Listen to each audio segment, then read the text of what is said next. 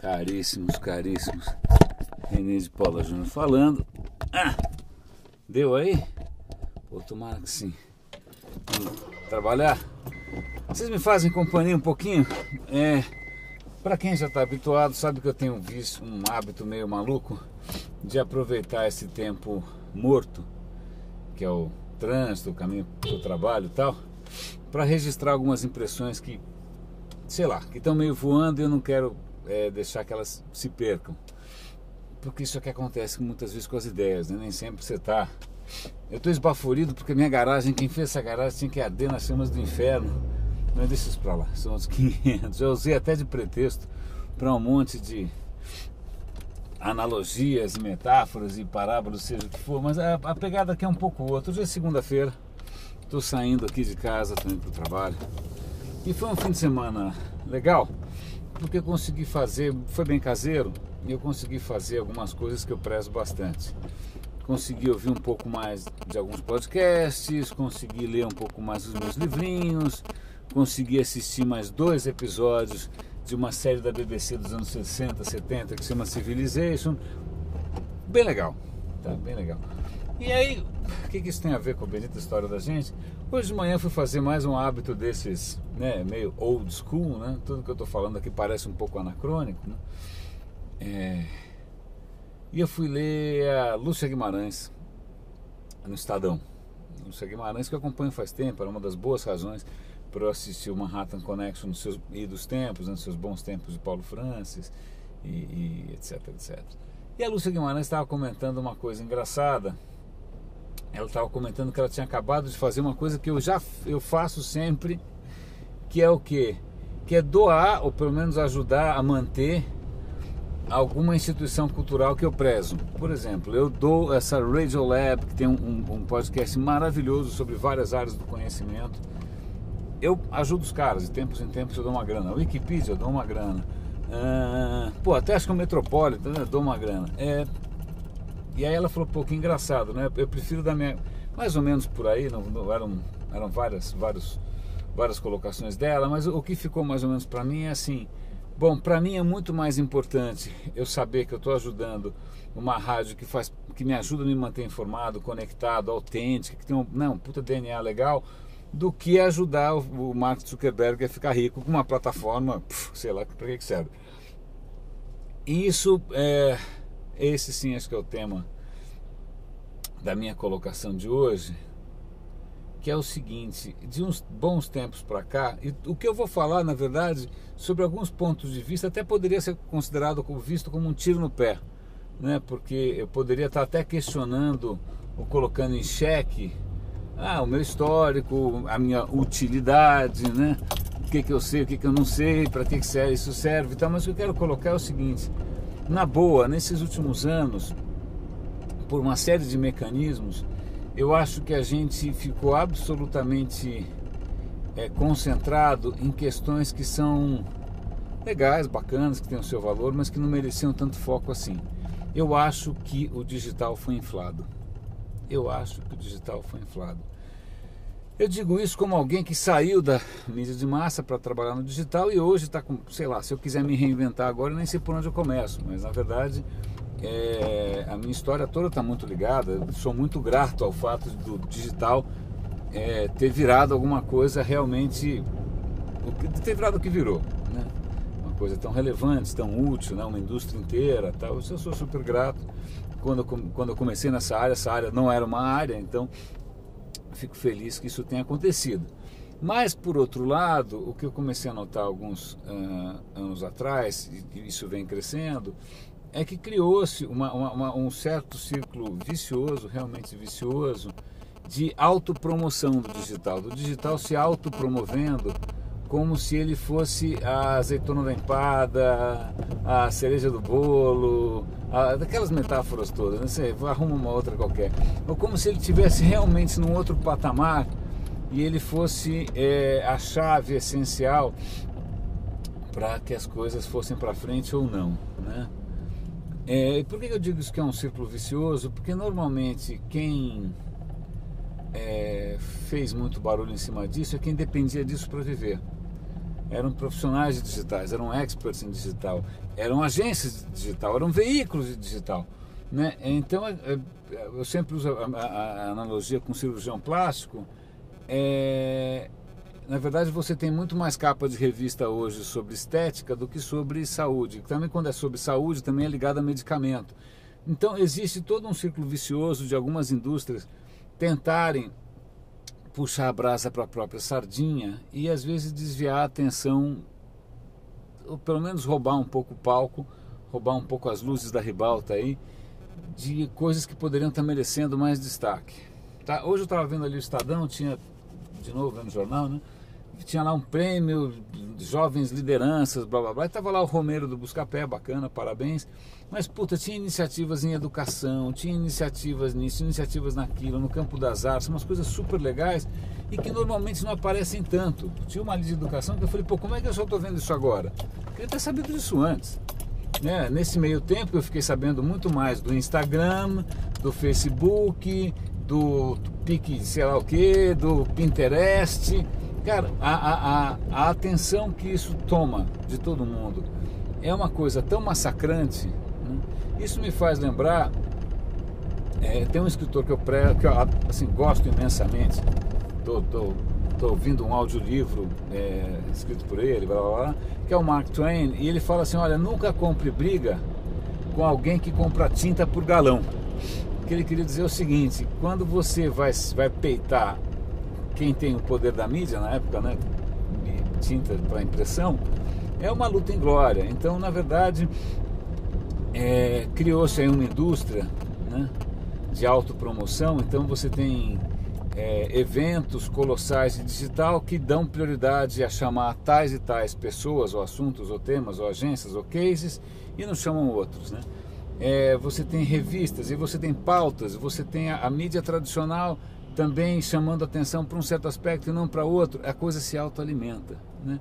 E as pessoas, como isso está no cenário, está na paisagem, é o ar que a gente respira, não só acho que elas ficam um pouco intoxicadas com tudo isso, como eu acho que sobra pouco oxigênio para outras coisas mais legais, né, que deveriam estar merecendo atenção.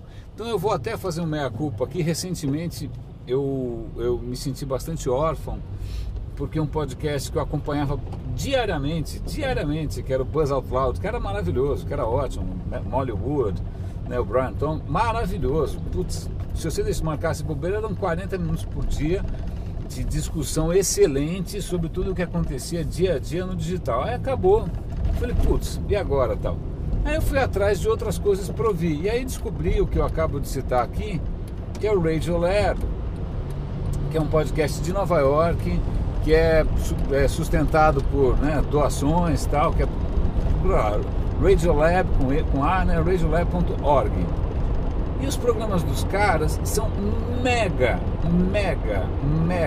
maravilhosos, assim. O conteúdo é genial, as reportagens são bárbaras, a produção é primorosa, de primeirinha. Eu fiz rádio e TV, então essa questão de você produzir coisas, entre aspas, em áudio, rádio, para mim são especialmente assim, eu dou muito valor, em outras palavras, né? Então assim, a produção é genial. Putz, eu ouvi um episódio atrás do outro, eu falei, cara, por que eu não ouvi esse episódio antes? Por que eu não... E tudo sobre estresse, sobre como funciona a mente humana, sobre não sei o que, sobre não sei o que lá. Cara, pesquisas super recentes, pesquisas super importantes, informações bacanas vindo direto, né, direto de quem efetivamente estava participando, um super senso jornalístico. Eu falei, cara, eu fiquei aí perdendo 40 minutos por dia de gente discutindo sobre o Siri do iPhone, ou sobre se a fragmentação do mercado Android. Ele falou, cara, tem tantas outras coisas acontecendo e que dizem respeito a questões sociais, a questões existenciais, a questões políticas, a questões... Ele falou, cara, meu Deus do céu, eu perdi tempo. É claro que foi legal, claro que a Hollywood é ótima e tal, mas a questão é por que a gente acaba se deixando seduzir por esse tsunami, que na verdade, se você peneirar, se você juntar tudo que foi publicado de um ano e pouco para cá, cara, quanta encheção de linguiça você não viu? Eu estou dizendo isso jornal, estou dizendo revista, estou dizendo televisão, estou dizendo evento, né? Vamos imaginar, o cara criou lá um evento lá atrás, não sei o que, digital, não sei o que. Aí no ano que vem vamos fazer de novo, e de novo. E se de repente não tem mais assunto? Né? Eu ainda acho que alguém deveria fazer um evento que não é assim, todo ano tem. Cara, quando tiver alguma novidade eu chamo, tá? Quando tiver alguma novidade eu chamo vocês. Que é mais ou menos o que eu faço aqui modestamente nesse meu canal, nesse meu veículo, porque tem um volante, nesse meu veículo aqui.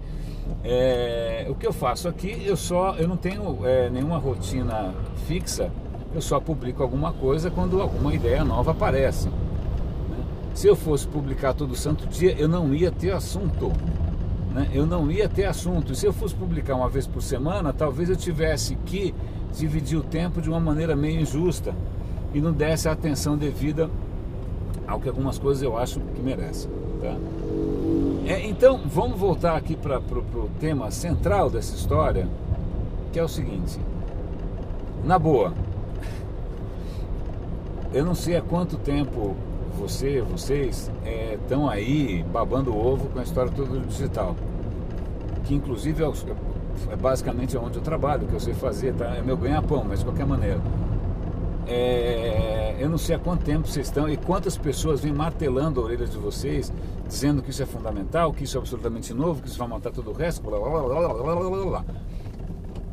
A questão é, será que não está na hora de parar? Eu acabei parando com essa história do Buzz Aldrin porque o Buzz Aldrin acabou, né? E aí fui forçado a isso, né? Fui forçado, isso criou um vácuo que eu preenchi com outras coisas. Mas será que não vale a pena a gente já começar a repensar? Eu percebo que algumas pessoas um pouco mais espertas já estão começando a questionar essa história toda. Alguns gurus já vão começar a virar a casaca, né? Já vão começar que não, desde sempre eu duvidei, desde sempre. Então, só para dar um exemplo interessante, hoje eu estava lá vendo as poucas coisas que eu sigo no Twitter, e o Blue Buzz deu uma notícia que o fundador do Google falou: a gente desliga o computador um tempo e vai olhar olho no olho, porque a interação humana é muito importante. Cara, eu estou falando isso há mais ou menos uns 5 anos. Tudo bem, não tem problema, tanto faz, ninguém vai cobrar royalty por isso, não quero dizer que fui o primeiro a dizer isso, mas é lógico que muita gente já está começando é lógico que aí tem uma agenda, né? Como provavelmente o grande arqui-inimigo agora é o Facebook, e o Facebook se caracteriza por essa coisa absorvente, né? Essa coisa imersiva, e as propriedades do Google não necessariamente têm essa mesma mecânica. É lógico que tem aí uma certa cutucada, né? Tipo, tirem a cara da tela, quer dizer, tirem a cara do Facebook. Mas mesmo assim, então já está começando a ter. Então, eu acho que é natural que a gente, até por uma reação saudável, uma questão, né, isso cansa, começa a gerar um certo vazio, começa a gerar uma certa coisa neurótica, que muitas pessoas, por uma questão de saúde, né, comecem a questionar um pouco esse negócio. A questão é quanto tempo você vai demorar, né? Eu sempre achei que o digital, ao invés de promover uma, sei lá, democratização, ou que fosse levantar um nível, ou que fosse dar, né, que todo mundo fosse subir de patamar em termos de educação, de acesso, de tudo, na verdade o digital até hoje continua com um perfil que é o de acentuar, na verdade, os abismos, porque quem é esperto e sabe usar o digital direito sai quilômetros na frente de quem acaba se deixando levar pelas tentações fáceis, né, pelo desperdício de tempo, pela bobagem, né, pela chovendo molhado, pela autopromoção e tal. Então, enquanto isso está no nível estritamente pessoal, paciência, né? Tem, na verdade, o que a gente vai fazer se as pessoas querem ficar no mesmo lugar, né? Whatever. Mas quando isso toma proporções um pouco mais massivas e o impacto é maior, aí eu fico preocupado. Quando você tem 900 pessoas, 700 pessoas, 500 pessoas lotando eventos que na verdade talvez nem precisassem existir naquele momento, a gente deixa para lá, quando tiver alguma novidade a gente volta, né? Ou então para ouvir de novo, né? vendedor de peixe dizer que peixe é a melhor coisa do mundo, né? Que você tem que comer peixe que nem um louco, gente inflando ou esticando esse assunto até não poder mais, aí isso me preocupa por uma razão simples, não mais pessoal, existencial, livre-arbítrio, ou seja o que for, mas talvez por um assunto que eu estava vendo de novo no Estadão no final de semana, que é quando os caras comentaram da década de 80, a década perdida. Na década de 80 eu sofri muito isso, porque eu estava na faculdade e foi uma época lamentável, porque foi uma década perdida mesmo. Eu vi excelentes pessoas que sem a menor esperança de conseguir alguma coisa por aqui vazaram, foram embora, muita gente saiu do Brasil. Era muito comum ver colegas talentosos meus indo para Londres, nem que fosse para varrer chão, entendeu? Se isso aconteceu uma vez, por que não pode acontecer de novo? E se a gente tiver uma vocação para perder décadas? Né? E se a gente tiver uma vocação para comer bola? E se a gente tiver uma vocação para, olimpicamente, né, numa categoria olímpica de girar em falso? Né? Para ter um campeonato mundial de girar em falso. É isso que me assusta. É isso que me assusta, porque talvez, agora puxando para uma questão pessoal, eu tenho uma consciência bastante dolorida, dolorosa, crítica, aguda, cortante, perfurante, do que de tempo perdido. Né? Eu mudei de carreira algumas vezes, larguei uma faculdade, fui para outra, quase não me formo, aí mudo de carreira de novo, tal. E quando eu vou ver, eu sou 6, 10 anos mais velho do que quem está do meu lado. Eu falo, caramba, né? Puxa, e se eu tivesse tido uma educação melhor, e se eu tivesse, se eu tivesse começado isso antes, e se eu tivesse aproveitado melhor meu tempo. Então, por uma questão muito pessoal, eu tento compensar esse tempo perdido de uma maneira brutal. Então, você não vai me ver falando de futebol, porque, cara, eu não consigo me imaginar perdendo tempo com isso. Eu estou no carro, ou eu estou gerando conteúdo, ou eu estou consumindo conteúdo.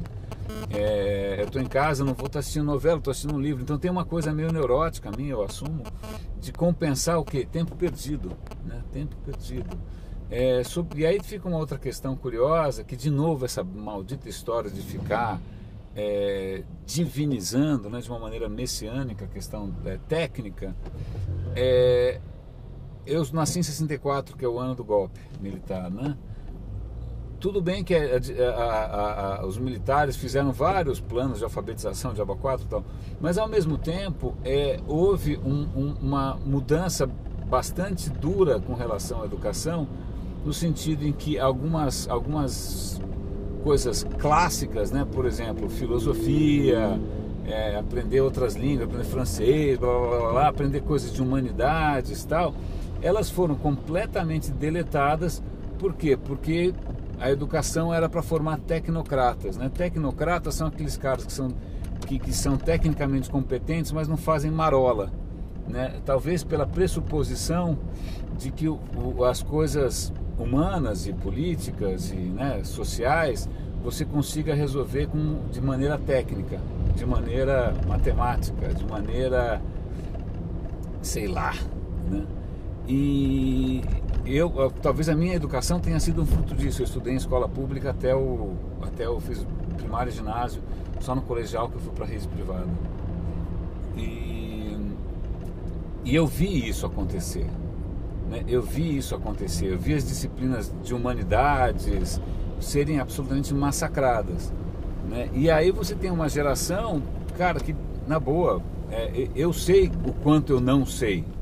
Eu conheço profundamente a minha ignorância em história. Só para exemplificar o quanto as coisas podem ser perversas, eu me lembro que na escola você começava a estudar história. Na história começava lá, Mesopotâmia, Egito, Grécia, Roma, e aí chegava num certo ponto, aí vinha até, sei lá, Estado Novo, aí você acabava o ano, aí você falou, pô, legal, ano que vem continua. Não, aí no ano que vem volta para a Mesopotâmia. É como se toda a história do Brasil, por alguma razão qualquer, acabasse no Estado Novo. Talvez porque ninguém quisesse tocar no tema ditadura, Constituição, liberdade civil. Não, né? Então, mesmo no colégio, eu fiz colégio privado, com bolsa e tal, mas eu lembro de um professor que me contava do quanto os professores de história foram massacrados. E aí tem uma coisa que é um pouco perversa, né? Não só massacrados pelos militares, não só massacrados pelo aparato do regime, mas muitas vezes pelos pais dos alunos que chegavam: olha, que história é essa aqui? No livro de história do meu filho fala da Revolução Comunista, que papo é esse? Então esse professor é um comunista. Aí você fala: desculpa, em 17 aconteceu, né? Então, isso é uma coisa maluca, né? A gente está muito acostumado a botar a culpa no poder, quando de repente a própria sociedade pode ter colaborado para um emburrecimento geral. Eu não sei o que as crianças estão aprendendo hoje. Eu não tenho muita certeza, eu não tenho filhos. E também meus sobrinhos eu não acompanho muito de perto. Eu espero que isso tenha melhorado, tá? Mas eu contei essa história toda aí de um pouco pessoal demais, para contar que sim, podem existir mudanças de foco, mudanças de, entre aspas, paradigma. Primeiro, nem toda mudança de paradigma é boa, tá? Por exemplo, ditadura é uma mudança de paradigma e é um lixo. Mudanças de paradigma que podem afetar uma geração inteira, tá? Então, quando eu vejo hoje escolas que... o que é a bola da vez? A bola da vez é social media. Vamos criar um diploma de social media, um diploma de sei lá do que, inventa aí. Daqui a pouco vai ter um diploma de storytelling, de crowdsourcing, qualquer coisa que for bola da vez. Os caras vão produtizar essa história, vão transformar numa pós caríssima. Provavelmente essa pós, como o cara não tem nada para dizer, nada, ele vai chamar gente de mercado para fazer palestra, tá? Que é a última maneira dos caras se furtarem ao seu dever educacional, é chamar a gente do mercado para dar palestra. Isso significa que os caras estão completamente desorientados, o que dá dó de quem, sobretudo de quem está pagando, né? Então, esse tipo de comportamento em que de repente até as próprias instituições de ensino, os eventos, o mercado editorial começa a funcionar na base de moda, né? Talvez ou por desorientação ou simplesmente por interesses escusos, etc e tal, cara, isso põe uma geração inteira a perder, tá? Isso põe uma geração... Eu tenho a leve impressão, né, de que talvez seja tarde demais uma série de aspectos, tá? Talvez porque a economia já ninguém mais está tão otimista quanto estava antes. Nossa, olha o barulho. Segundo, porque acho que nem os gringos são tão otimistas assim. Terceiro, porque as próprias empresas estão começando a perceber que não era bem assim, né? Então eu acho que comeu-se uma bola olímpica. E o que mais me intriga, duas coisas me intrigam aqui, vai. Está quase chegando na minha vaga. Duas coisas me intrigam. Primeiro, essa coisa bastante deplorável dessa indústria, né? A indústria tanto da educação quanto dos eventos, tal, de tentar oferecer aquilo que provoca, primeiro, de criar uma sensação de: olha, você não sabe nada, portanto você está frito, vem para cá e eu vou te deixar mais confuso ainda, né? Porque normalmente é isso, você sai mais confuso do que você entrou. Então, primeiro isso. E segundo, essa nossa vocação, tirando honrosas exceções, mas são tão poucas que cabem naquela SUV ali na minha frente, então deve ser umas 5 pessoas, tão pouca gente que tem uma pegada diferente, que só confirmam a regra, porque que a gente gosta do somebody love, porque que a gente gosta do ziriguidum, porque que a gente gosta de perder décadas, né? Eu vou contar uma coisa curiosa. Um dos maiores dilemas, e é muito pessoal isso, um dos maiores dilemas profissionais para mim, recentemente, era o seguinte: para onde eu vou, o que eu quero fazer, né? Aonde que tem algum lugar, primeiro, com gente que não seja somebody love, né? Que não seja, o que está na moda vender, me dá aí que eu vou vender, né? Que não seja aonde que eu vou achar isso? Onde também que eu vou achar uma empresa que também não esteja querendo posar de bacana, né? Que essa história de poser também é, né, louco isso, né? A internet nasceu para ser uma coisa autêntica, avessa a manipulação, e os caras conseguem manipular todo mundo para tudo. onde as pessoas não sejam poser e onde efetivamente tem alguma coisa legal para aprender, onde eu falo, puta, que legal, isso é um bom problema, né? Que legal, isso estou fazendo diferença, que legal, isso é inovador, né?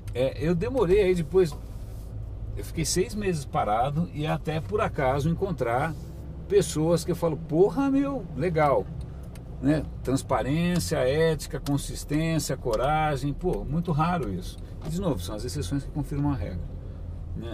Então, eu estou contando, na verdade, um problema bastante dramático, porque de tanto circular pelo mercado, o que eu começo a perceber é essa nossa vocação, essa vocação histórica para não fazer história, né? A vocação histórica para, sei lá, posar de bacana, para, né, para fazer coisas grandiloquentes que não querem dizer nada. Sabe que ficou bom? Deixa eu dar uma olhada aqui, que essa vaga é tão grande que estou até estranhando.